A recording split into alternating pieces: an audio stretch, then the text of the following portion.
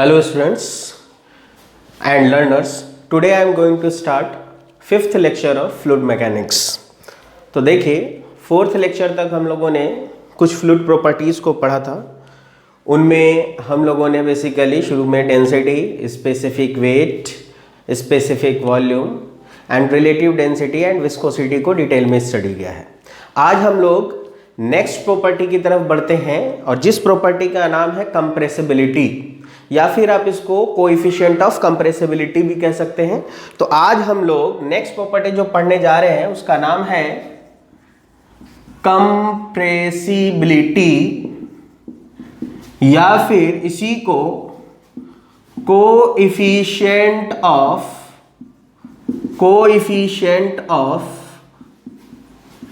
Compressibility भी कह सकते हैं और इसको हम लोग बीटा से डिनोट करते हैं। ठीक है, तो देखिए सवाल ये उठता है कि इस प्रॉपर्टी को पढ़ने की जरूरत क्या पड़ी। ठीक है, तो देखो अगर हम लोग फ्लूइड की स्टडी कर रहे हैं तो फर्दर हम लोग फ्लूइड की स्टडी में आगे जाएंगे तो सीखेंगे कि कौन सा फ्लूइड कंप्रेसिबल इन नेचर है, कौन सा फ्लूइड इनकंप्रेसिबल इन नेचर है। और अगर आपको मैथमेटिकली फाइंड आउट करना है कि इसकी ये फ्लूइड इनकंप्रेसिबल है या कंप्रेसिबल है, तो उसको हम लोग कहाँ से फाइंड आउट करेंगे? उसके कोएफिशिएंट ऑफ कंप्रेसिबिलिटी से फाइंड करेंगे। दैट इज कि या तो फ्लूइड कंप्रेसिबल होगा या फिर नहीं होगा। अगर फ्लूइड कंप्रेसिबल होगा तो उसमें बीटा का वैल्यू कुछ ना कुछ फाइंड आउट होगा, दैट इज कि बीटा का वैल्यू 0 से बड़ा होगा। लेकिन अगर फ्लूइड इनकंप्रेसिबल इन नेचर रहा तो बीटा का वैल्यू क्या होगा? 0 के बराबर आएगा। और अगर बीटा का वैल्यू 0 के बराबर आ जाए तो हम लोग क्या कहेंगे कि मेरा फ्लूइड कैसा है? इनकंप्रेसिबल इन नेचर है। Is that clear? ठीक है, चलिए अब देखिए, अगर आपको कोएफिशिएंट ऑफ कंप्रेसिबिलिटी को पढ़ना है तो सबसे पहले हम लोग इसकी डेफिनेशन की बात करते हैं। तो इसका डेफिनेशन बहुत सिंपल है और डेफिनेशन में यह कहा जाता है कि the relative change in volume per unit change in pressure is called compressibility. That is कि इसको अगर हम लोग लिखें तो ऐसे लिखेंगे, the relative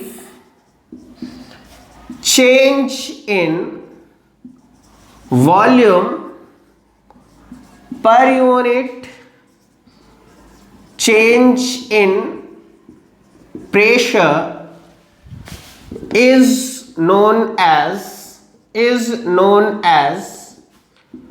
coefficient of compressibility, या फिर सिंपली आप ये कह सकते हो compressibility.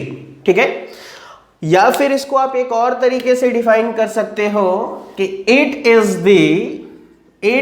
The ratio between volumetric strain to the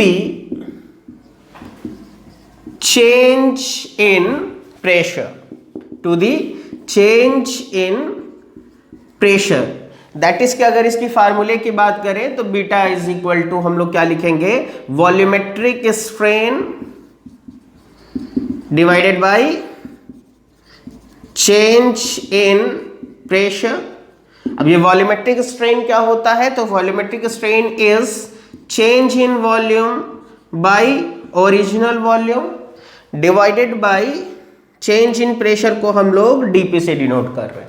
लेकिन अब देखो यहां पर एक बहुत इंटरेस्टिंग बात है। अभी हम यहां पर देखो माइनस साइन डालेंगे, क्यों डालेंगे उसके लिए अगर जानना है तो पहले हम लोग बात करनी होगी। तो देखो एक्चुअली यहां पर माइनस साइन आता है, क्यों आता है अभी हम लोग उसी की बात करेंगे। तो देखो अगर आपको वॉल्यूमेट्रिक स्ट्रेन निकालना है और उसको चेंज इन प्रेशर से डिवाइड करना है तो सबसे पहले देखो कंप्रेसिबिलिटी के फंडे को समझने के लिए हम लोग बात करेंगे कि हम लोगों को किसी भी फ्लूइड के ऊपर क्या करना है? प्रेशर अप्लाई करके, दबा करके देखना है कि उसके वॉल्यूम में चेंज होता है कि नहीं। क्योंकि देखो अगर फ्लूइड कंप्रेसिबल रहेगा तो वो कंप्रेस होगा तो उसका वॉल्यूम क्या होगा? चेंज करेगा। और अगर फ्लूइड इनकंप्रेसिबल रहा तो उसका जो चेंज इन वॉल्यूम होगा डीवी, वो क्या मिलेगा? 0। तो अब देखो सिंपल सा फंडा है, अगर किसी भी फ्लूइड को आपको कंप्रेस करना है तो सबसे पहली चीज जो दिमाग में आनी चाहिए वो ये कि आपका सिस्टम या आपका कंटेनर कैसा होना चाहिए। Container should be closed. अगर ओपन कंटेनर होगा, कंप्रेस करोगे तो उसमें फ्लो स्टार्ट हो जाएगा। ठीक है। तो अगर कंप्रेसिबिलिटी को आपको चेक करना है तो आपको क्या करना पड़ेगा, सबसे पहले तो आपका कंटेनर क्या होना चाहिए, क्लोज्ड कंटेनर होना चाहिए। अब देखो, अगर मान लीजिए फॉर एग्जांपल के तौर पे मैं एक एग्जांपल ले लेता हूं, मैंने क्या लिया कि एक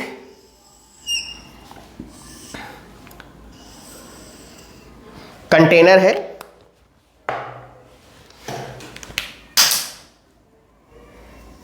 इसके ऊपर एक पिस्टन है और इसके अंदर कोई फ्लूइड है, ठीक है। इनिशियल पोजीशन है ये, I फॉर इनिशियल पोजीशन है। मैंने क्या किया, इस कंटेनर के ऊपर क्या अप्लाई करना शुरू किया, प्रेशर अप्लाई करना शुरू किया। डेट इज कि अगर शुरुआत में इसकी प्रेशर P इनिशियल थी, डेट इज I पर अगर हम लोग बात करें इनिशियल कंडीशन पर, तो हमने कहा कि शुरुआत में इसके अंदर जो गैस है या जो भी फ्लूइड है उसका प्रेशर कितना था, P इनिशियल। इनिशियल वॉल्यूम कितनी थी, तो हमने कहा कि इनिशियली इसकी जो वॉल्यूम थी वो थी V इनिशियल। इसके अंदर जो फ्लूइड था उस फ्लूइड की इनिशियली डेंसिटी कितनी थी, रो आई थी। और अब हमने क्या किया, इसके ऊपर सर्टेनली डेल्टा P प्रेशर या DP प्रेशर अप्लाई करना शुरू किया, ठीक है। तो ये कंटेनर सपोज दैट ये जो उसका पिस्टन है सपोज दैट मूव करके कहां चला आया, वो यहां चला आया, ठीक है।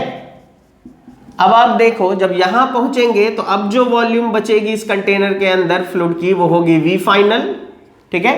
और ये जो चेंज इन वॉल्यूम मिला है वो क्या होगा, V final minus V initial होगा यहां पर।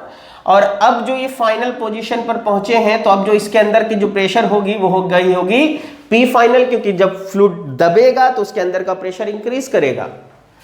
वॉल्यूम क्या हो जाएगी V फाइनल, डेंसिटी क्या हो जाएगी रो फाइनल। तो देखो यहां से एक चीज पता चली, पहली चीज क्या पता चली कि प्रेशर PI था वो इंक्रीज करके क्या हो गया P फाइनल, क्योंकि आपने उसके ऊपर प्रेशर बढ़ाया है, ठीक है। दूसरी चीज, शुरुआत में वॉल्यूम इनिशियल थी, फाइनली वॉल्यूम V फाइनल हो गई है और इस बार आपको दिख रहा होगा कि वॉल्यूम इंक्रीज नहीं करेगा, वॉल्यूम क्या होगा, डिक्रीज करेगा। और वॉल्यूम डिक्रीज करेगा तो वॉल्यूमेट्रिक स्ट्रेन जो होगा वो कैसा होगा, नेगेटिव, क्योंकि चेंज इन वॉल्यूम क्या मिलेगा, चेंज इन वॉल्यूम नेगेटिव मिलेगा, ठीक है। दैट इज कि यहां से अगर तुम चेंज इन वॉल्यूम निकालोगे V final minus V initial, तो आपको दिख रहा होगा कि final volume is smaller than that of initial volume. तो इसलिए वॉल्यूम का चेंज हमेशा कैसा मिलेगा, नेगेटिव मिलेगा।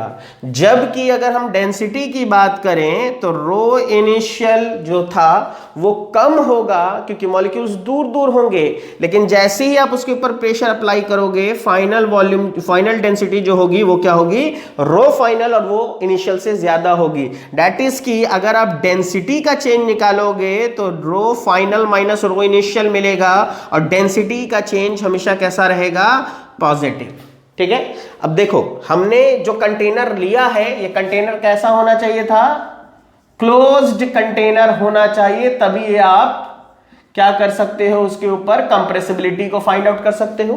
और क्लोज्ड कंटेनर का क्या मतलब है, तो देखो अगर कोई कंटेनर क्लोज्ड है तो उसके अंदर तुम बहुत सारी चीजों को चेंज कर सकते हो, लेकिन एक चीज है जो कभी भी चेंज नहीं होगी, वो है मास। क्योंकि अगर कंटेनर आपने क्लोज्ड कर दिया तो आपका उस कंटेनर के अंदर जो भी मास अवेलेबल है वो कभी चेंज नहीं करेगा, यानी मास शुड बी कांस्टेंट। इसीलिए क्लोज्ड सिस्टम या क्लोज्ड कंटेनर को कंट्रोल मास सिस्टम भी कहा जाता है। लेकिन यही अगर ओपन सिस्टम होता है तो ओपन सिस्टम को कंट्रोल वॉल्यूम कहा जाता है, जो आगे हम लोग फ्लूइड मैकेनिक्स में खूब इस्तेमाल करेंगे ओपन सिस्टम में। क्योंकि देखो अगर कंट्रोल वॉल्यूम को समझना है तो देखो मैंने मान लो सपोज दैट वाटर बोतल लिया, 1 लीटर के वाटर बोतल थी और हम लोग क्या करते हैं उसके टॉप से एक होल कर दें और बॉटम से एक होल कर दें, टॉप से एक पाइप कनेक्ट करें, बॉटम से एक पाइप कनेक्ट करें और हम टॉप से फ्लो करें इन और बॉटम से फ्लो आउट कर दें, ठीक है। और अगर मान लो मेरे को हाफ लीटर वॉल्यूम को मेंटेन रखना है तो शुरू में हम क्या करेंगे, जहां से फ्लूइड आउट हो रहा है उसके फ्लो को बढ़ा देंगे, फ्लो इन को घटा देंगे। जैसे जैसे फ्लो इन कम रहेगा, फ्लो आउट ज्यादा रहेगा, level of the fluid decrease करेगा।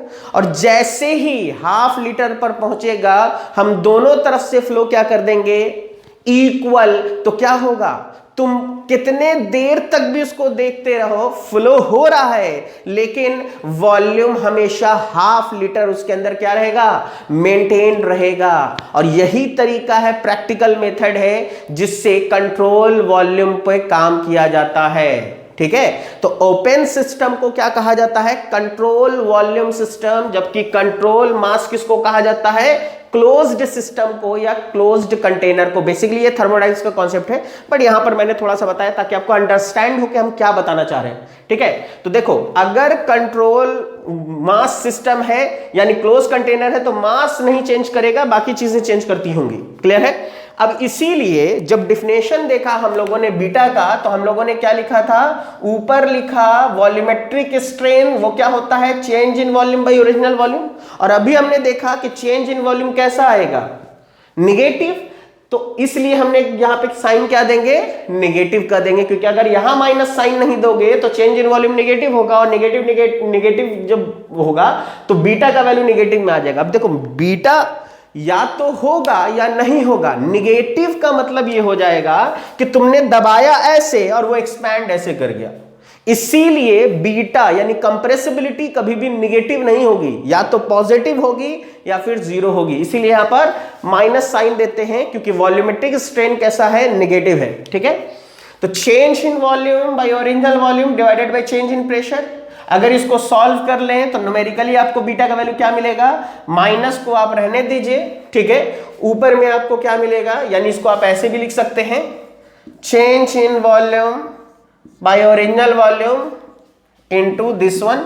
और अगर न्यूमेरिकली इसको बनाना है, मान लो डेटा आपको दिया जाए तो आप इसको सॉल्व कर लीजिए। यहां लिखेंगे v final minus v initial divided bye v initial, dp का मतलब हो जाएगा p final minus p initial. ठीक है, ऑब्जेक्टिव में कई बार पूछा जाता है डायरेक्टली। और अगर यहां पर माइनस साइन नहीं देगा तो यहां पर ध्यान से देखना, वो ऐसे लिखेगा v initial minus v final divided by v initial p final minus p initial. Clear है। तो बीटा का वैल्यू एक तो तरीका ये है कि चेंज इन वॉल्यूम के टर्म्स में आप फाइंड आउट कर लो। ठीक है, और दूसरा तरीका यह है कि हो सकता है न्यूमेरिकल दिया जाए और चेंज इन वॉल्यूम में क्वेश्चन नहीं दिया जाए, इससे आपको न्यूमेरिकल बनाने में आसानी होगी। ठीक है, हो सकता है आपको वॉल्यूम की बात ही नहीं की जाए, आपको कहा जाए कि फ्लूइड था, उसके ऊपर आपने प्रेशर अप्लाई किया, सर्टेन प्रेशर, और डेंसिटी चेंज कर गई। इस बार क्वेश्चन में डेटा देगा किसके टर्म्स में, डेंसिटी के टर्म्स में। और अगर डेंसिटी के टर्म्स में देता है तो ये फार्मूला वैलिड ही नहीं होगा उसके लिए। तो हम लोग एक और फार्मूला फाइंड आउट करेंगे और किसके टर्म्स में निकालेंगे, डेंसिटी के टर्म्स में। और उसके लिए देखिए मैंने ऑलरेडी आपको एक हिंट लिख दिया है। वो हिंट क्या है कि आपको कंप्रेसिबिलिटी जब भी निकालनी है, कंटेनर कैसा होना चाहिए, क्लोज्ड कंटेनर। और क्लोज कंटेनर होगा तो मास हमेशा क्या रहेगा, कांस्टेंट। और यहीं से हम लोग सॉल्व करेंगे। देखो, तो अगर मेरे पास कंप्रेसिबिलिटी को फाइंड आउट करनी है तो एक चीज फंडा ये मिला, कंटेनर क्या होना चाहिए, क्लोज्ड होना चाहिए। और क्लोज्ड कंटेनर के लिए मास हमेशा क्या रहेगा, फिक्स रहेगा। इसीलिए उसको कंट्रोल मास सिस्टम कहा जाता है। ठीक है, तो हम लोग लिख सकते हैं कि for closed system mass is equal to constant. अब आप देखिए मास को आप क्या लिख सकते हैं, देखो mass by volume is equal to density. ठीक है, तो मास बराबर क्या होगा, वॉल्यूम इंटू डेंसिटी। तो हमने क्या किया, मास को लिख दिया density into volume which is constant. ठीक है, अब देखिए अगर ये कांस्टेंट है तो हम लोग क्या कर सकते हैं, हम लोग इसमें टेकिंग लॉग बेस ई बोथ साइड्स, हम लोग इसको क्या कर सकते हैं, लॉग ले सकते हैं। तो हम लोग ऐसे लिख सकते हैं log rho plus log V बराबर लॉग सी। ठीक है, और अब हम क्या कर दें, डिफरेंशिएट बोथ साइड्स। अगर हम लोग डिफरेंशिएट कर दें तो हम लोगों को क्या मिलेगा? देखिए, अगर हमने डिफरेंशिएट कर दिया तो इसको अगर डिफरेंशिएट करेंगे लॉग रो को तो क्या होगा? D rho by rho plus d V upon V is equal to constant का डिफरेंशिएशन क्या हो जाएगा? 0। और यहां से आपको क्या मिलेगा? D rho by rho is equal to, इसको उठा के उधर भेज दीजिए, minus d V by V. Clear है? अब आप देखिए, अगर आपने इसको इक्वेशन ए कहा था तो इस पूरे को उठा करके कहां पुट कर दीजिए? पुट इन इक्वेशन ए। अब आप देखो क्या पता चला आपको? डेट इज की माइनस डीवी बाई वी को पूरा पूरा आप किससे रिप्लेस कर सकते हो? Change in density by original density से। डेट इज की बीटा का एक और फार्मूला मिल गया इन टर्म्स ऑफ डेंसिटी, और वो क्या है? D rho upon rho into DP. That is की rho final minus rho initial divided by rho initial, P final minus P initial. तो बीटा को आप डेंसिटी के टर्म्स में भी फाइंड करना सीख गए और बीटा को आप वॉल्यूम के टर्म्स में भी फाइंड आउट करना सीख गए। तो देखो, ये तो हो गई न्यूमेरिकल की बात, न्यूमेरिकल बनाने के लिए फार्मूला की बात कि बीटा क्या है। तो बीटा का डेफिनेशन आपको समझ में आया। बीटा कैसे फाइंड आउट कर सकते हो? आइदर यहां से आइदर यहां से। अब कुछ बात करते हैं, नोट में कुछ इंपॉर्टेंट पॉइंट्स की बात करते हैं। तो इनमें सबसे पहला पॉइंट क्या है? सबसे पहला पॉइंट क्या होगा कि for perfectly incompressible fluid beta should be 0। अगर मान लीजिए आपको एक ऐसा फ्लूइड माना जाए, एक ऐसा फ्लूइड बोला जाए जो कहा जाए कि फ्लूइड कैसा है? इनकंप्रेसिबल इन नेचर है। दैट इज कि इसको कंप्रेस करो तो नहीं हो कंप्रेस। मतलब ये है कि देखो, beta is equal to change in volume by original volume, इतना इतना। अगर इनकंप्रेसिबल होगा तो वॉल्यूम चेंज क्या मिलेगा? 0। तो बीटा का वैल्यू क्या मिलेगा? 0। तो हम लोगों को पता चला पहला पॉइंट कि for perfectly incompressible fluid beta is equal to 0। ठीक है? और जैसे जैसे बीटा का वैल्यू बढ़ता जाएगा वो फ्लूइड उतना ही ज्यादा क्या होता जाएगा? कंप्रेसिबल होता चला जाएगा। दैट इज कि इसको अगर समझना है तो कई बार ऐसे दिया जाए तो याद रखना, बीटा का वैल्यू 0 की तरफ अगर जा रहा है तो फ्लूइड क्या होगा? लेस कंप्रेसिबल होता चला जाएगा। ठीक है? और अगर बीटा का वैल्यू इनफाइनाइट की तरफ जलता जाए तो इसका मतलब फ्लूइड जो होगा वो कैसा होता चला जाएगा? मोर कंप्रेसिबल इन नेचर। या इसका उल्टा कहो तो जैसे जैसे बीटा का वैल्यू बढ़ता है फ्लूइड लेस इनकंप्रेसिबल होता चला जाता है, और जैसे जैसे बीटा का वैल्यू 0 की तरफ जाएगा फ्लूइड जो होता है वो इनकंप्रेसिबिलिटी की तरफ क्या होने लग जाती है? मूव होने लग जाती है। Is that clear? ठीक है, चलिए अब हम लोग अगर ये समझ चुके हैं तो देखो, ये एक जनरल फॉर्म है और ये दोनों फार्मूला जो हमने बताया है वो वैलिड होता है लिक्विड्स के लिए। ठीक है?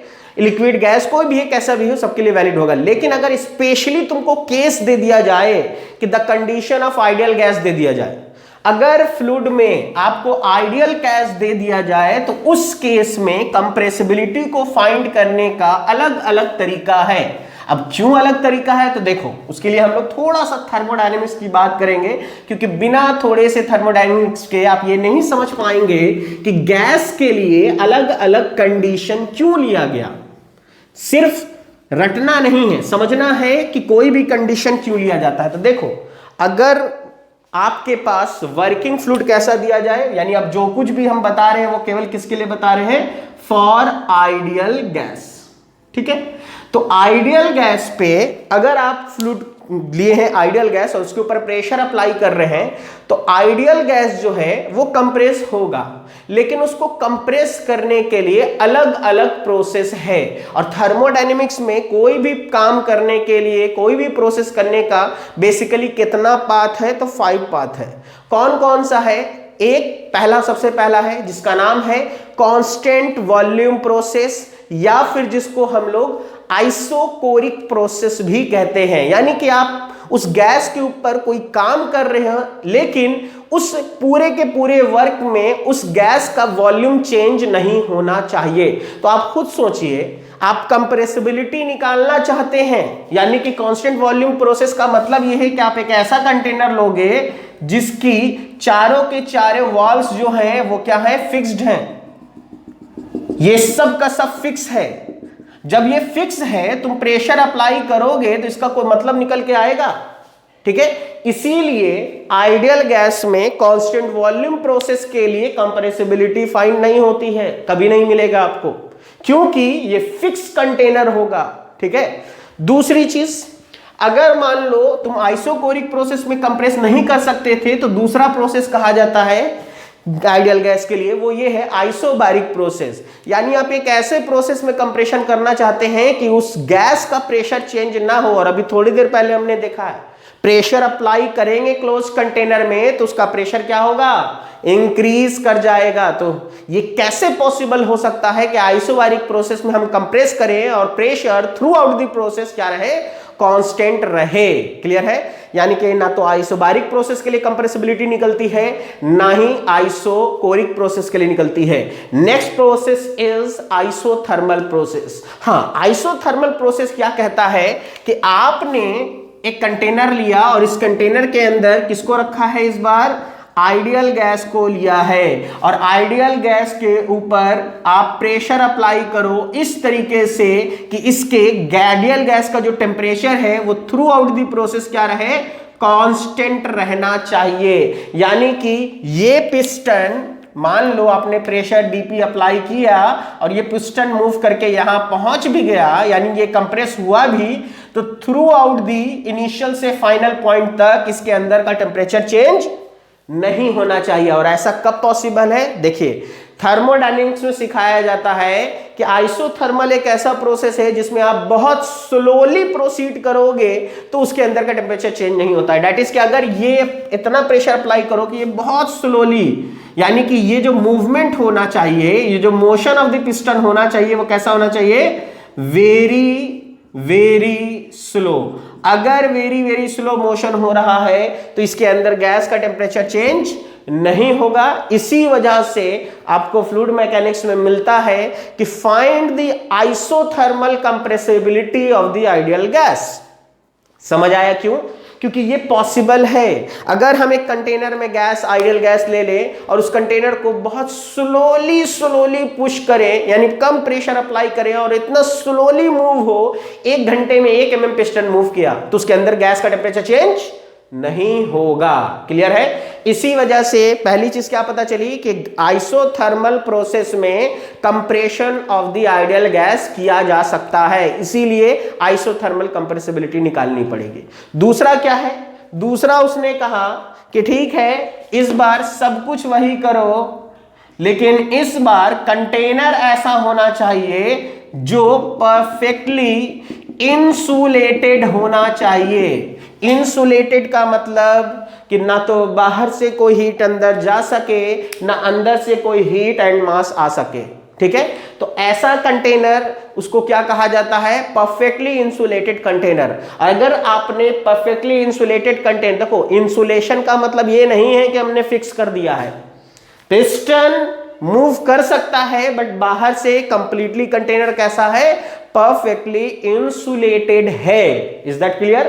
तो अगर इंसुलेटेड कंटेनर में आप उसको कंप्रेस कर रहे हो तो ऐसा कंप्रेशन प्रोसेस क्या कहलाता है? एडियाबेटिक कंप्रेशन प्रोसेस कहलाता है। और उस प्रोसेस में कोएफिशिएंट ऑफ कंप्रेसिबिलिटी क्या कहलाती है? Adiabatic compressibility. तो आपको क्या पता चला? आपको 2 चीज पता चली कि आइडियल गैस में compression can be done in 2 processes. First one, under the isothermal compression process and second one is adiabatic compression process. Clear है? तो इसीलिए आइडियल गैस में दो प्रोसेस में कंप्रेसिबिलिटी को फाइंड आउट करते हैं. क्लियर है? तो देखो, अगर वो फाइंड आउट करना है तो उससे पहले हम लोगों को क्या करना पड़ेगा, आइडियल गैस को थोड़ा सा जानना पड़ेगा. तो आइडियल गैस का इक्वेशन क्या होता है, PV = nRT या फिर mRT. अगर हम nRT लिख रहे हैं, देखो बेसिकली ये थर्मल का कॉन्सेप्ट है पर थोड़ा सा बता दे रहे हैं. तो यहां पर n क्या है, नंबर ऑफ मोल्स है, R क्या है, यूनिवर्सल गैस कांस्टेंट है, and T is the temperature है केल्विन में, वॉल्यूम है मीटर क्यूब में, प्रेशर है पास्कल में. ठीक है? और यूनिवर्सल गैस कांस्टेंट जो है इसकी यूनिट होती है जूल पर किलोमोल केल्विन, जिसका वैल्यू होता है, अगर आप जूल में लिख रहे हो तो 8314. लेकिन अगर इसी इक्वेशन को हम लोग अगर मास के टर्म्स में लिखें तो हम लोग ऐसे लिखेंगे mRT. देखिए यहां पर मैंने बार बनाया, यहां पर बार नहीं बनाया. अगर आपने यहां पर मास को लिया है केजी में तो R का वैल्यू किस में होगा, R जो होगा वो यूनिवर्सल गैस कांस्टेंट नहीं होगा, वो होगा कैरेक्टरिस्टिक गैस कांस्टेंट. और इन दोनों में काफी फर्क है. यूनिवर्सल हर उस कांस्टेंट को बोल सकते हो जिसका वैल्यू चेंज ना करता हो. फॉर एग्जांपल, जैसे मान लीजिए सपोज दैट मैंने बोर्ड पर लिख दिया यहां पर 5. ठीक है? और मैं किसी भी बंदे को पकड़ के लाऊंगा, कहो भैया बताओ ये क्या लिखा है मैंने, तो वो क्या बोलेगा, 5 लिखा है आपने. ठीक है? मैंने क्या किया, उसी बंदे को अपने साथ लिया और कहां चले गए, दिल्ली चले गए. और उसके बाद फिर मैंने दिल्ली में जाके पूछा अब बताओ ये क्या है, तो कहेगा अभी भी 5 है. ठीक है? फिर मैंने क्या किया, उस बंदे को 2 साल बाद फिर बुलाया और फिर पूछा कि बताओ ये क्या है, तो क्या बोलेगा, 5 है. दैट इज, इसका मतलब क्या समझ में आया, The term which is not changes from person to person. किसी भी बंदे से पूछे क्या बोलेगा, 5 है. That is the term which is not changes from person to person, time to time. आज अगर 5 है तो 10 साल बाद भी 5 ही होगा, ऐसा नहीं कि बड़ा होकर 10 हो जाएगा. तो the term which is not changes from person to person, time to time and place to place. India में किसी भी कोने में जाके पूछोगे तो वो इसको 5 ही बोलेंगे. क्लियर है? तो any term which is not changes from person to person, time to time and place to place is called universal constant. For example capital G, universal gravitational constant. इसका वैल्यू पूरे यूनिवर्स में कहीं चल जाओ same होगा. लेकिन अगर हम कैरेक्टरिस्टिक की बात करें तो फॉर एग्जांपल G ये जगह के साथ चेंज हो जाएगा. इसीलिए कैरेक्टरिस्टिक गैस कांस्टेंट का मतलब ये है कि ये कांस्टेंट तो है लेकिन गैस बदलोगे तो बदल जाएगा. ठीक है? तो इसीलिए इसको कहा जाता है characteristic gas constant. That is कि ये कैरेक्टर टू कैरेक्टर क्या होगा, चेंज करेगा, लेकिन हाँ उस कैरेक्टर के लिए हमेशा क्या रहेगा, फिक्स रहेगा. Is that clear? ठीक है? बाकी यहां पे टेम्परेचर वही केल्विन में. तो पहली चीज देखो, आइडियल गैस के लिए मैंने ये 2 इक्वेशन इससे बताया कि आइडियल गैस का जो इक्वेशन होता है वो यही होता है. और इसी इक्वेशन से हम लोग क्या करेंगे, आइसोथर्मल कंप्रेसिबिलिटी को निकालने की कोशिश करेंगे. इसीलिए मैंने ये बताया है. ठीक है? तो देखो इतना सा कॉन्सेप्ट आपको थर्मल का याद रखना है. उसके हिसाब से देखिए अब हम आपको कंप्रेसिबिलिटी निकाल के दिखाते हैं. तो हम लोगों को जो इक्वेशन यूज करना है वो PV = mRT. ठीक है? क्योंकि हम लोगों का क्लोज्ड कंटेनर में कंप्रेसिबिलिटी निकलता है और क्लोज्ड कंटेनर में क्या चीज फिक्स रहता है, वो है मास. तो हम लोगों को पता है PV = mRT हमने लिख दिया. और इसी को अगर हम सॉल्व करें तो pressure = mass by volume into RT and mass by volume is density into RT. That is कि आइडियल गैस की इक्वेशन को हम ρRT भी फाइंड आउट कर सकते, लिख सकते हैं. ठीक है? अब देखो, अब हम पहले केस में आ जाते हैं, यानी कि हम किसकी बात करने जा रहे हैं, आइसोथर्मल कंप्रेसिबिलिटी.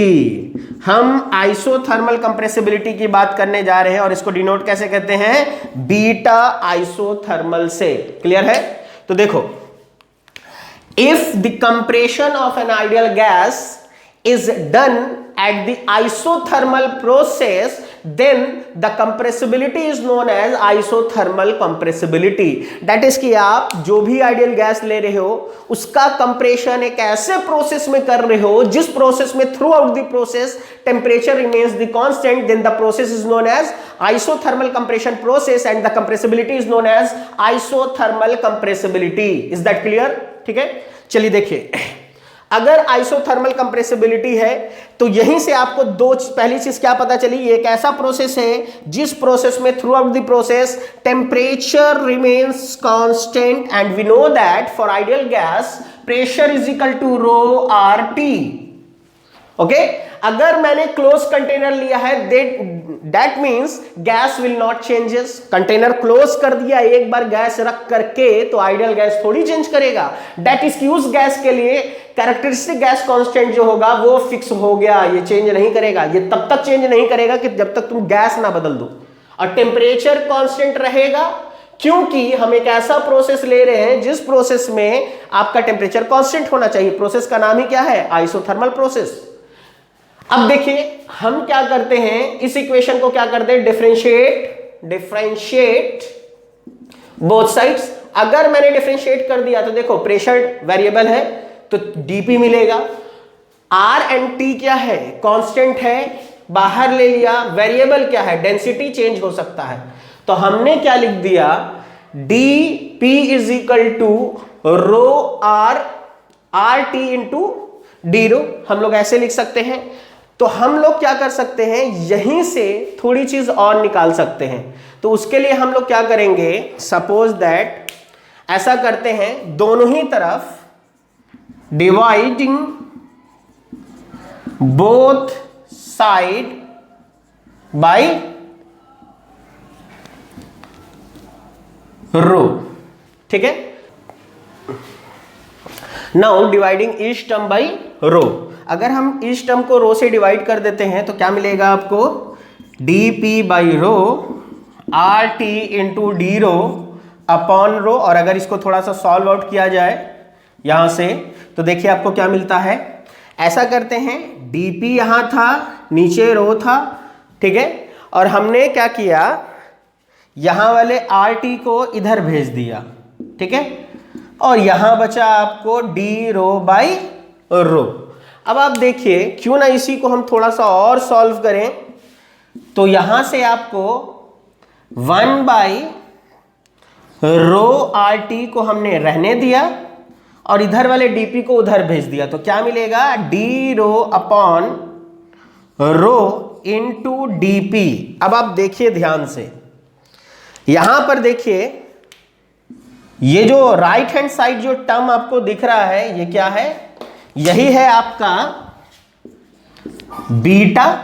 ठीक है, और ये बीटा कौन से प्रोसेस के लिए हमने निकालना है, वो निकाला है हमने आइसोथर्मल कंप्रेसिबिलिटी के लिए. इसीलिए इसको हम क्या कहेंगे, बीटा आइसोथर्मल. यानी कि आपको क्या मिला, beta isothermal is equal to 1 by rho R T. और आप देखें कि रो आर टी बराबर किसके है, प्रेशर के. इसका मतलब कि बीटा आइसोथर्मल जो होता है वो इनवर्स ऑफ क्या होता है, प्रेशर होता है. इसी वजह से बीटा आइसोथर्मल हो या बीटा हो, बीटा का यूनिट क्या होता है, पास्कल इनवर्स. तो आपको आइसोथर्मल प्रोसेस के लिए डायरेक्टली ऑब्जेक्टिव में पूछा जाता है कि for an ideal gas isothermal compressibility जो होती है वो किसके बराबर होती है, ऑप्शन दे देगा आपको. तो आप हमेशा किसको चूज करेंगे, 1 बाई प्रेशर को. क्लियर है.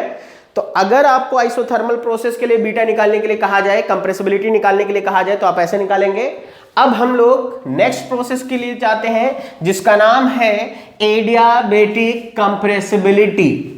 अगर आप कंप्रेशन करना चाहते हैं आइडियल गैस का और एक ऐसे प्रोसेस में करना चाहते हैं जिसके अंदर परफेक्टली इंसुलेटेड कंटेनर में उसका कंप्रेशन किया जाए तो वैसे प्रोसेस को क्या कहा जाता है, एडियाबेटिक कंप्रेशन प्रोसेस. और एडियाबेटिक कंप्रेशन प्रोसेस में अगर आप कंप्रेसिबिलिटी फाइंड आउट करोगे तो उसको क्या कहा जाएगा, एडियाबेटिक कंप्रेसिबिलिटी.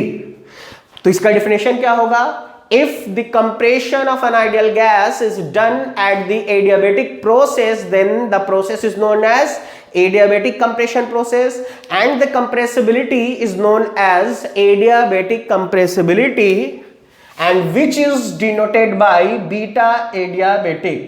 इसको क्या पढ़ते हैं हम लोग? adiabatic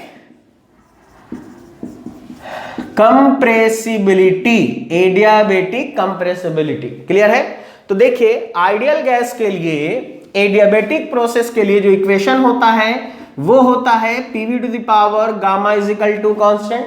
हम लोग ऐसा करते हैं, ऐसे लिख देते हैं PV to the power gamma, और दोनों ही तरफ मास पे पावर गामा डाल के सी अपॉन मास पे पावर गामा से डिवाइड दे दे, कोई फर्क नहीं पड़ेगा. और देखिए गामा क्या है? Gamma is known as adiabatic index, और उस पर्टिकुलर गैस के लिए गामा का वैल्यू हमेशा फिक्स रहता है. ठीक है, तो आप देखो क्यों ना हम वॉल्यूम पे पावर गामा को मास के नीचे भेज दें, तो वो क्या हो जाएगा? P बाई रो पे पावर गामा, और रो पे पावर गामा को जब ऊपर ले जाएंगे तो क्या होगा? P इंटू रो पे पावर माइनस गामा, और कांस्टेंट को कांस्टेंट टर्म से डिवाइड दो तो कांस्टेंट ही मिलेगा. मास फिक्स है, गामा भी क्या है? फिक्स है, कांस्टेंट है, इसलिए कांस्टेंट को कांस्टेंट डिवाइड दोगे तो वही मिलेगा. अब ऐसा करते हैं हम लोग कि taking log both sides, log base ही दोनों तरफ हम लोग ले ले रहे हैं, तो हम लोगों को क्या मिलेगा? लॉग पी, लॉग डालेंगे माइनस गामा आ जाएगा, तो minus gamma log rho is equal to log C. अब ऐसा करते हैं हम लोग कि differentiating both side, differentiating both sides, अगर मैंने इन दोनों तरफ डिफरेंशिएट कर दिया तो क्या मिलेगा? dp upon p minus gamma into D rho upon rho is equal to constant का डिफरेंशिएशन क्या हो गया? 0. और यहां से क्या मिलेगा आपको? dp by p is equal to minus gamma, इधर जाके क्या हो गया? Plus gamma d rho upon rho. Clear है? अब इसको थोड़ा सा सॉल्व आउट कर लिया जाए. देखिए 1 अपॉन पी था ही, इधर वाले गामा को इधर भेज दिया तो gamma times of the P हो गया, which is equal to the d rho upon rho into dP. और आप देखें ये क्या है? This is the compressibility. But ये कंप्रेसिबिलिटी हमने कौन से प्रोसेस में निकाला है? तो हमने निकाला है एडियाबेटिक प्रोसेस के लिए, आइडियल गैस के लिए, इसीलिए इसका नाम क्या है? Beta adiabatic. दैट इज की beta adiabatic is equal to 1 upon gamma times of the P. तो आपको दोनों में आइसोथर्मल में रिजल्ट क्या आया था? बीटा आइसोथर्मल का रिजल्ट आया था 1 अपॉन प्रेशर, जबकि बीटा एडियाबेटिक का रिजल्ट क्या आया? तो यहां से आप क्या करो? दोनों को डिवाइड कर दो. अगर आप beta adiabatic divided by beta isothermal करते हो तो beta adiabatic is 1 upon gamma times of the P, 1 upon P. ठीक है, तो आपको क्या होगा? P और P क्या कर सकते हो? कैंसिल आउट कर सकते हो. यहां पर क्या बचेगा? 1 अपॉन गामा. डेट इज की आपको क्या मिला? आपको beta isothermal is equal to gamma times of the beta adiabatic मिलके चला आएगा. ठीक है, तो यहां से आप देखो बीटा आइसोथर्मल हमने क्या किया? इधर भेज दिया, तो बीटा आइसोथर्मल इधर चला गया और गामा किधर चला गया? इधर चला गया. तो यहां से आप ऐसे बता सकते हो, एक डायरेक्ट रिलेशन आपको निकल के चला आया. ठीक है, तो अब देखो चाहे आपको कंप्रेसिबिलिटी आइसोथर्मल के लिए पूछा जाए या एडियाबेटिक के लिए पूछा जाए, आप आसानी से बता सकते हैं. एंड दोनों का रिलेशन भी आप क्या कर सकते हैं? फाइंड आउट कर सकते हैं. तो ये हमेशा याद रखिएगा. इसको इतने डिटेल में एक्सप्लेन करने के पीछे रीजन ये है कि इसके बाद जो प्रॉपर्टी हम लोग देखेंगे उसका नाम है bulk modulus of elasticity. That is कि हम लोगों को bulk modulus of elasticity of the fluid को पढ़ना है. अब देखो ये क्यों पढ़ाया जाता है? क्योंकि sometimes compressibility of the fluid can be expressed in terms of bulk modulus of elasticity और सिंपली इलास्टिसिटी. दैट इज की कंप्रेसिबिलिटी को आप बल्क मॉडुलस ऑफ इलास्टिसिटी के टर्म्स में भी क्या कर सकते हो? एक्सप्लेन कर सकते हो. इसी वजह से बल्क मॉडुलस ऑफ इलास्टिसिटी भी बताई जाती है. कोई जरूरी नहीं है कि आपको एग्जामिनेशन में कंप्रेसिबिलिटी ही पूछा जाए. कंप्रेसिबिलिटी पूछा भी होगा तो हो सकता है numerical they bulk modulus of elasticity के टर्म्स में, यानी कहेगा कि बल्क मॉडुलस ऑफ इलास्टिसिटी को फाइंड आउट करके बताइए कि फ्लूइड कंप्रेसिबल कैसा है, क्या है, ये सारी चीजें. तो देखो नेक्स्ट प्रॉपर्टी है bulk modulus of elasticity which is denoted by K, या सिंपली इसको इलास्टिसिटी भी कहते हैं।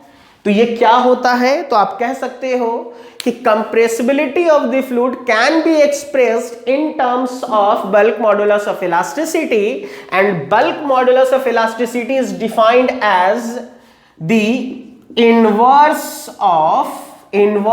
of coefficient of compressibility.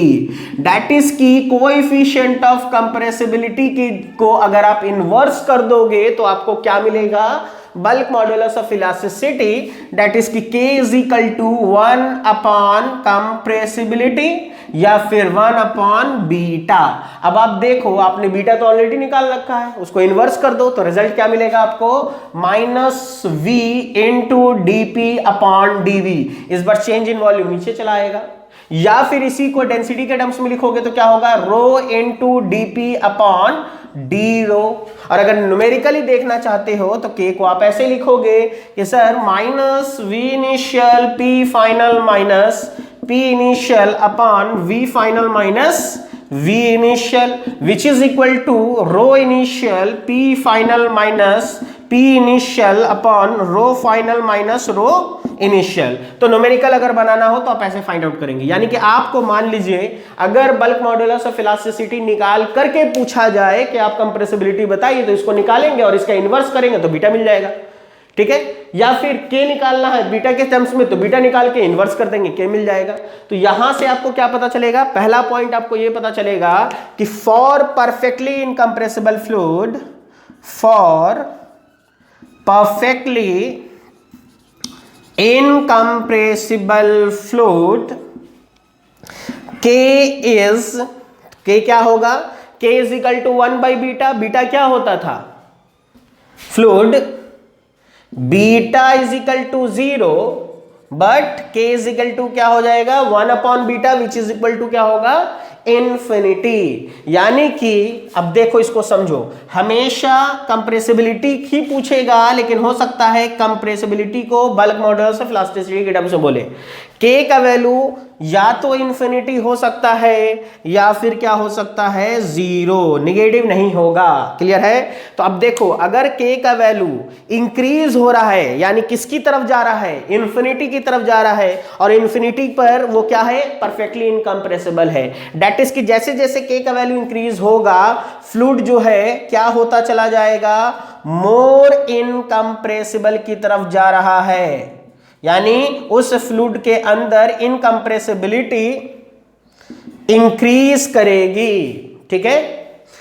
या फिर ये कहो कि वो फ्लूइड लेस कंप्रेसिबल होता चला जाएगा। लेकिन अगर K का वैल्यू कम होता जा रहा है, बहुत कम मिल रहा है, दैट इज 0 के करीब मिल रहा है, दैट इज कि वो फ्लूइड क्या है, मोर कंप्रेसिबल है, उसकी कंप्रेसिबिलिटी इंक्रीज हो रही है, कंप्रेसिबिलिटी,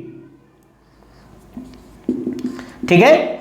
या फिर ये कहो कि वो फ्लूइड लेस इनकंप्रेसिबल होता चला जा रहा है, इनकंप्रेसिबल होता चला जा रहा है। तो आप हमेशा याद रखेंगे, हो सकता है K के टर्म्स में पूछा जाए, K का वैल्यू दे दे और पूछे, तो हमेशा याद रखना K का वैल्यू जिसका ज्यादा होगा वो फ्लूइड उतना ज्यादा इनकंप्रेसिबल होगा, या वो फ्लूइड उतना कम कंप्रेसिबल होगा। और जिस फ्लूइड के K का वैल्यू बहुत कम होगा, वो फ्लूइड उतना ज्यादा कंप्रेसिबल इन नेचर होगा या उतना कम इनकंप्रेसिबल इन नेचर होगा। जैसे फॉर एग्जाम्पल, अगर हम एग्जाम्पल की बात करें तो वो एग्जाम्पल ले लेते हैं एयर एंड वाटर का, क्योंकि इन दोनों का रिलेशन डायरेक्टली आपसे कई बार ऑब्जेक्टिव के एग्जाम्स में डायरेक्टली पूछा जाता है। वो क्या है, तो याद रखिएगा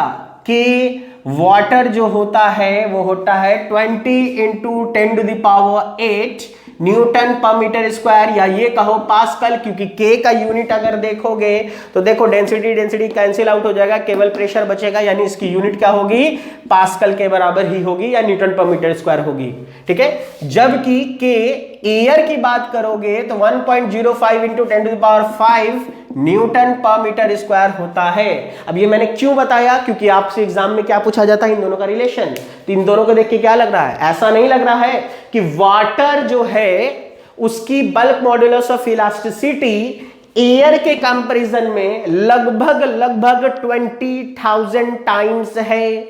20 यहां से, 30 यहां से, ठीक है, तो 20,000 टाइम्स है, यानी कि वाटर का जो के का वैल्यू है वो 20,000 गुना ज्यादा है।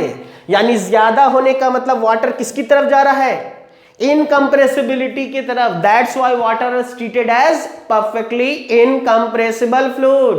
या ये कहो, इसको ऐसे समझो, नोट में एकदम याद रखोगे इसको, आप क्या कह सकते हो, इसका मतलब ये है कि एयर इज अप्रोक्सीमेटली, देखो अप्रोक्सीमेटली इसलिए लिख रहे हैं क्योंकि 0.05 है यहां पे, ठीक है, सिर्फ 1 इंटू 10⁵ होता है तो डायरेक्टली लिखते। तो आपसे अक्सर एग्जाम में ये क्वेश्चन आता है, जनरली एसएससी जेई वगैरह में, और ये आपको प्री वगैरह जो ईएससी का होता है 1 मार्क्स के क्वेश्चन में ये डायरेक्ट पूछा जाता है। तो आपको बताना क्या है, air is approximately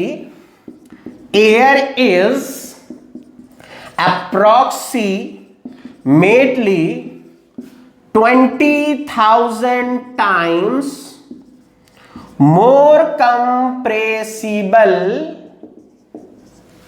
than that of water। तो अक्सर ये एग्जाम में पूछता है कि बताइए वाटर एयर की तुलना में कितना कम कंप्रेसिबल है, ठीक है, या एयर वाटर की तुलना में कितना ज्यादा कंप्रेसिबल है। ठीक है, तो आप इसको आसानी से बता सकते हैं। अब आप खुद सोचिए, जब आपको मैंने बीटा इतने डिटेल में बता रखा है और आपको आइडियल गैस का कंडीशन दे दिया जाए और कहा जाए कि आप फॉर एन आइडियल गैस बताइए बल्क मॉडुलस ऑफ इलास्टिसिटी, कौन से प्रोसेस के लिए, आइसोथर्मल प्रोसेस के लिए, यानी कि isothermal bulk modulus of elasticity भी बताइए। तो अगर bulk modulus of elasticity isothermal के लिए चाहिए तो 1/बीटा क्या कर दीजिएगा, आइसोथर्मल कर दीजिएगा। और आपको पता है इसका वैल्यू क्या आया था, 1/प्रेशर, तो प्रेशर कहां चल जाएगा, ऊपर, दैट इज की के आइसोथर्मल इज इक्वल टू क्या होगा, प्रेशर के बराबर। लेकिन अगर वही आपको एडियाबेटिक प्रोसेस के लिए पूछा जाए तो आपको क्या मिलता है, bulk modulus of elasticity during adiabatic process. तो के एडियाबेटिक क्या होगा, 1/बीटा adiabatic which is equal to gamma times of the P. और अब आप देखो यहीं से आपको क्या मिला, यहीं से आपको क्या पता चला कि K adiabatic gamma times of K isothermal होगा। तो आपको नोट में याद रखना है कि K adiabatic is equal to gamma times of K isothermal. That is की एडियाबेटिक प्रोसेस में जो बल्क मॉडुलस ऑफ इलास्टिसिटी होती है वो आइसोथर्मल प्रोसेस के बल्क मॉडुलस ऑफ इलास्टिसिटी के कितने टाइम्स होती है, गामा टाइम्स होती है। तो होप सो कि ये आपको समझ में आ गया होगा। अब देखिए आपको एग्जामिनेशन में जो क्वेश्चंस आते हैं, एक तो डायरेक्ट पॉइंट पे क्वेश्चन आते हैं, फार्मूले में वैल्यू पुट करोगे आंसर आ जाएगा, सबसे बेसिक लेवल का क्वेश्चन। दूसरा बेसिक लेवल से थोड़ा सा एडवांस वर्जन है, उसमें क्या किया जाता है, उस तरीके के क्वेश्चन में कभी भी आपको वैल्यू जो दिया जाएगा चेंज इन वॉल्यूम का या चेंज इन डेंसिटी का, वो हमेशा किसके टर्म्स में दिया जाएगा, वो हमेशा परसेंटेज के टर्म्स में दिया जाएगा। तो अब तुम खुद सोचो परसेंटेज क्या होता है। अगर मैंने चेंज को परसेंटेज में दिया है, दैट इज की कह देगा कि सर्टेन प्रेशर अप्लाई किया तो उस फ्लूइड के अंदर जो वॉल्यूम का डिक्रीज हुआ है सपोज दैट 2% है, क्या दे देगा क्वेश्चन में, decrease in volume is equal to 2%। तो अब 2% है, तो अब इसका मतलब ये हुआ परसेंटेज में अगर कोई चीज निकालना होता है तो क्या होता है, जितना आपने ऑब्टेन किया है divided by total, that is कि dV/V into 100 is equal to, उसने क्या दे दिया है 2%। ठीक है, तो आप क्या करोगे, सिंपल सा फंडा है, ये 100 इसके नीचे भेजेंगे तो क्या हो जाएगा, यहां से परसेंटेज हट जाएगा, डेट इज की चेंज इन, और ये डिक्रीज है इसलिए माइनस में रहेगा, तो minus dv by v is equal to क्या हो जाएगा 2/100। यानी कि न्यूमेरिकल में जो भी परसेंटेज का वैल्यू दिया जाए उसको 100 से डिवाइड करना और पूरे पूरे माइनस dv बाई v को रिप्लेस कर देना, आपका न्यूमेरिकल बन जाएगा। बाकी चीजें आपको दी होंगी, या तो वॉल्यूम के टर्म्स में होगा या फिर डेंसिटी के टर्म्स में हो सकता है। लिख दे कि by increasing pressure from this to this density increases up to 1%। डेंसिटी कितना बढ़ गया, 1% बढ़ गया। तो बेसिकली आप क्या करोगे, सेम इसी तरीके से अगर डेंसिटी का इंक्रीज कर रहा है तो change in density by original density into 100 बराबर 1%। तो आप क्या करोगे, d rho by rho, percentage हटाना है 1/100 हो जाएगा यहाँ पर। तो आपको पता चल गया, ये पूरा वैल्यू उठाना वहां रख देना, तो आपको न्यूमेरिकल आसानी से बन जाएगा। आप प्रीवियस ईयर का देखिएगा, ईएसी के 1 मार्क्स में बहुत बार क्वेश्चन आया है, एसएससी जेईई में आया, स्टेट पीएससीज में आया, इवन गेट में पूछा है उसने इससे क्वेश्चन, ठीक है। तो आप उसको सॉल्व आउट कर लोगे। अब देखो यहाँ पर एक बहुत इंपॉर्टेंट पॉइंट है जो अक्सर इंटरव्यूज में पूछा जाता है। जैसे यहां पर नोट में आप पहली चीज क्या याद रखोगे, पहला point, water is considered as perfectly incompressible fluid, यानी कि वाटर को इनकम्प्रेसिबल फ्लूइड कंसीडर किया जाता है, माना जाता है, ट्रीटेड है, ट्रीट किया जाता है। क्यों? क्योंकि उसके K का वैल्यू कितना था, तो हम लोगों ने देखा था कि उसके K वाटर कितना था, तो K water is 20 into 10⁸ pascal. तो अब देखो K का वैल्यू क्या है, वेरी वेरी हाई, यानी K का वैल्यू बहुत ज्यादा होता है। इसी वजह से वाटर को आप क्या करते हो, परफेक्टली इनकम्प्रेसिबल ट्रीट करके चलते हो। सिमिलरली उसी तरीके से जनरली गैसेस को या एयर को हम लोग क्या मान के चलते हैं, जनरली गैसेस को कंप्रेसिबल मानते हैं, और उनमें अगर एग्जांपल ले ले एयर का, तो air is treated as perfectly compressible fluid because K air is equal to very very less than that of 0.5 into 10⁵, बहुत कम होता है ये, ठीक है। तो अब देखो, अगर आपने एयर को परफेक्टली कंप्रेसिबल माना है, क्योंकि ये इंटरव्यूज में पूछा जाता है कि ये बताइए गैसेस कैसे होते हैं, परफेक्टली इनकम्प्रेसिबल या कंप्रेसिबल इन नेचर उनको ट्रीट करते हैं, तो हम लोग कहते हैं परफेक्टली कंप्रेसिबल इन नेचर उनको ट्रीट करते हैं। तो वो फिर कहेगा ये बताइए, एक ऐसा कंडीशन बताइए जिस कंडीशन में आपको ये पता चले कि एयर को भी आप इनकम्प्रेसिबल मान लीजिए। तो एक ऐसा कंडीशन है जिस कंडीशन पर air can be treated as perfectly incompressible fluid. तो अब याद रखिएगा वो क्या है। तो देखो उसके लिए एक्सपेरिमेंट क्या किया गया था, मैक नंबर के बेसिस पर बताया गया है। मैक नंबर है परसेंटेज चेंज इन डेंसिटी। क्योंकि देखो अगर कोई ये सवाल कर दे कि आपने परफेक्टली इनकम्प्रेसिबल लिक्विड को क्यों माना, तो आप जवाब क्या दोगे, आप कहोगे क्योंकि सर बहुत ह्यूज प्रेशर अप्लाई करने पर जो वॉल्यूम का चेंज या डेंसिटी का चेंज होता है वाटर के लिए, वो 5% के कंपैरिजन में बहुत कम होता है। तो देखो साइंस में नेग्लिजिबल किसको करते हैं, अगर किसी चीज का चेंज 5% चेंज की तुलना में बहुत कम हो रहा है तो उसको तुम क्या कर सकते हो, नेग्लेक्ट कर सकते हो। इसी वजह से वाटर को कैसा फ्लूइड माना जाता है, परफेक्टली इनकम्प्रेसिबल फ्लूइड माना जाता है। और अगर तुमको ऐसे नहीं समझ में आ रहा है तो देखो हम एक एग्जांपल लेकर के दिखाते हैं तुमको, ठीक है। अभी थोड़ी देर पहले मैंने K का वैल्यू लिखा था, तो K वाटर हमने क्या लिखा था, 20 इंटू 10⁸ पास्कल। सपोज दैट मान लिया मैंने डेंसिटी का चेंज सपोज दैट मान लिया 10 बार। 10 बार का मतलब 10 इंटू 10⁵ बार, ठीक है। और मैंने आपको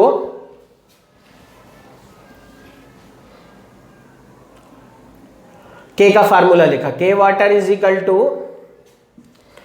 चेंज इन प्रेशर और सपोज दैट इनिशियली उसका वॉल्यूम माना था मैंने, यूनिट वॉल्यूम मान लिया, ठीक है। Initial volume by change in volume, ठीक है। अब देखिए मैंने डीपी कितना अप्लाई किया है, यहां से हम चेंज इन वॉल्यूम निकाल सकते हैं। तो देखो, या ये कहो कि वॉल्यूम को नहीं भी मानते हैं यूनिट, तो चलो अगर हम यहां से देखें तो हम लोग change in volume by original volume negative में फाइंड आउट कर सकते हैं। वो क्या है, dp by K water. dp कितना आया, 10 into 10 to the power 5 divided by 20 into 10 to the power 8।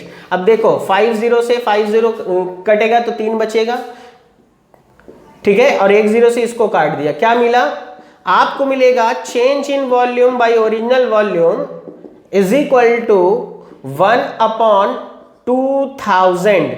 यानी कि अगर देखो 10 बार प्रेशर बहुत कम नहीं होता है, यानी कि अगर आपने वाटर लिया और उस वाटर के ऊपर 10 बार प्रेशर अप्लाई किया तो उसका जो वॉल्यूम का चेंज होगा ओरिजिनल के तुलना में कितना है, 1/2000 टाइम्स। यानी कि उसके ओरिजिनल वॉल्यूम को 2000 टुकड़े में तोड़ दो तो एक टुकड़ा जितने के बराबर होगा, 1 पार्ट जिसके बराबर होगा, केवल उतना चेंज होगा। तो ये बताओ 2000 स्प्लिट्स किया है आपने, 2000 उसको स्मॉल पार्टिकल्स में तोड़ा है और केवल चेंज कितना है, 1 पार्टिकल के बराबर। तो ये चेंज बहुत ज्यादा है कि बहुत कम है, दैट इज की वॉल्यूम में चेंज जरूर होगा, लेकिन वो चेंज इतना कम होगा कि तुम उसको क्या कर सकते हो, नेग्लेक्ट कर सकते हो। और अगर इसको परसेंटेज में निकालना है इस चेंज को, तो यहां पर क्या करो, 100 से मल्टीप्लाई मारो, क्या हो जाएगा, कट जाएगा, ठीक है। तो आपको यानी कि 1/20 एंड 1/20 का मतलब कितना हो गया, 0.05, ठीक है,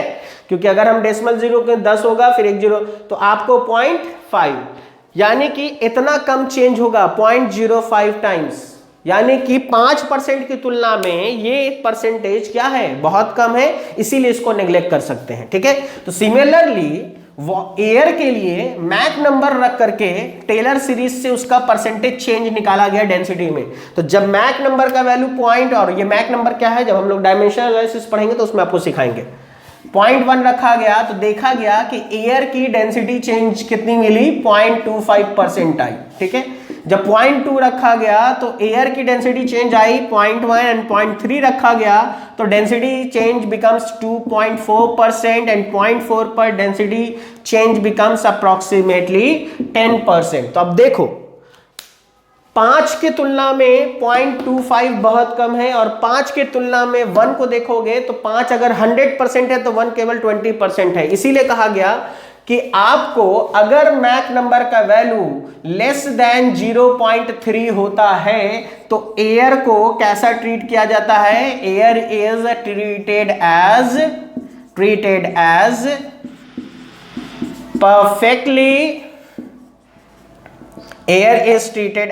perfectly incompressible फ्लूइड। तो आप हमेशा याद रखिएगा, ये इंटरव्यूज में पूछा जाता है, इवन के एग्जाम में आ चुका है ये सीखे कि ये बताइए कि एयर कब परफेक्टली इनकम्प्रेसिबल ट्रीट करते हैं। तो इसका करेक्ट आंसर होगा when the Mach number is less than 0.3। अगर मैक नंबर का वैल्यू 0.3 से कम है तो एयर को भी आप क्या ट्रीट कर सकते हो, परफेक्टली इनकम्प्रेसिबल फ्लूइड ट्रीट कर सकते हो। और इसके रिगार्डिंग जो क्वेश्चंस होंगे वो आप लोग अपने से डील कीजिए, क्योंकि ये बहुत सिंपल टॉपिक है। होप सो प्रीवियस ईयर सारे गेट के क्वेश्चन, ईएस के क्वेश्चन एंड जेई के क्वेश्चन जो भी आप बनाना चाहें आपसे बन जाएगा। और आज के लिए हम लोग लेक्चर में यहीं रखते हैं। फर्दर नेक्स्ट कल जो क्लास हम लोग करेंगे उसमें हम लोग शुरू करेंगे सरफेस टेंशन। तो आई होप सो कि आप लोग ये लेक्चर एंजॉय कर रहे होंगे।